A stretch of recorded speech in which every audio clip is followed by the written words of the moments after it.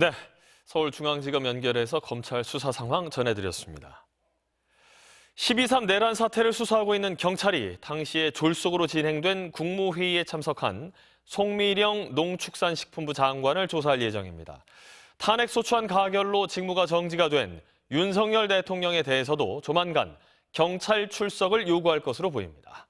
자, 이번엔 경찰청 국가수사본부를 연결해 보겠습니다. 조건희 기자 전해주시죠.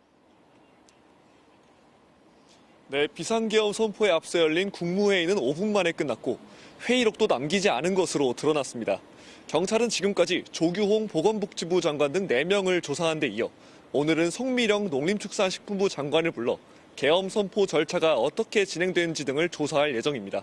오늘 오전부터는 고소인 자격으로 민주사회를 위한 변호사 모임 소속 변호사 등이 경찰 조사를 받고 있는데요. 민변은 앞서 시민사회단체를 대표해 윤석열 대통령과 김용현 전 국방부 장관 등을 내란죄 혐의 등으로 경찰에 고소했습니다. 경찰이 수사로 밝혀내야 할 내란죄 핵심은 결국 윤석열 대통령일 수밖에 없습니다. 내란 중요 임무 종사 혐의로 구속된 조지호 경찰청장과 김봉식 서울경찰청장을 상대로 윤석열 대통령이 계엄에 대해 구체적으로 어떤 지시를 내렸는지 조사한 뒤 윤 대통령에 대한 직접 조사에 나설 것으로 예상됩니다. 내란죄는 역할에 따라 크게 우두머리와 중요 임무 종사자, 단순 가담자 등으로 나눠 처벌하는데요. 경찰은 이미 대통령실 압수수색을 시도하며 윤 대통령을 내란 수괴 혐의를 받는 피의자로 지목했습니다. 대통령 직무가 정지된 만큼 조만간 경찰 출석을 요구할 것으로 보이는데 경호 등을 이유로 소환에 응하지 않을 경우 체포영장을 신청하는 방안도 계속 고심하고 있습니다.